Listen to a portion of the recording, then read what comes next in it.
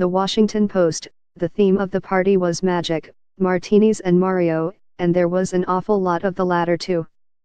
It was at Mario Batali's buzzy Los Angeles restaurant Osteria Mozza, the week of the Oscars in March 2010. Vanity Fair publisher Edward Manicheski was hosting a private dinner for advertisers, and the restaurateur and chef was the main attraction. Ms. Holly Gunderson, the restaurant's special events director, was in charge of making sure the night went smoothly. It was a difficult task, she says, considering that Batali had arrived late, bleary-eyed, off-kilter in his gait, slightly slurring his words and more ruddy-faced than usual, apparently drunk. As she escorted the chef to greet his guests, he turned to Ms. Gunderson, she alleges, and looked me up and down and he said, "You know," with a twinkle in his eye, "I want to see you naked in my hot tub back in the hotel." She said a few people nearby looked at me like, "Oh my God, I can't believe he said that about you."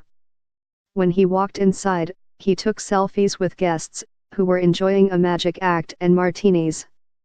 She said she had brushed off the comment and tried to avoid him the rest of the night, but he found her later, while she was leaning over a high-top table. Batali, she alleges, walked by and grabbed her in the crotch. He put his hand between my legs, up and under, so his hand went on my vagina outside of my clothes. And then he moved his hand backward. So, you know, under my butt. And then continued walking. She said that no one else seemed to notice the assault, and she was so surprised that she did nothing. A friend she had confided in the same week confirmed details of her account to the Washington Post.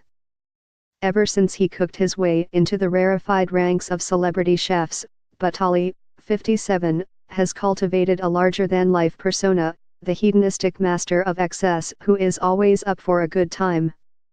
Even as he opened dozens of restaurants and racked up lucrative TV and book deals, including for 2 cookbooks he co-wrote with Post multi-platform editor Jim Webster, partying was always part of the job.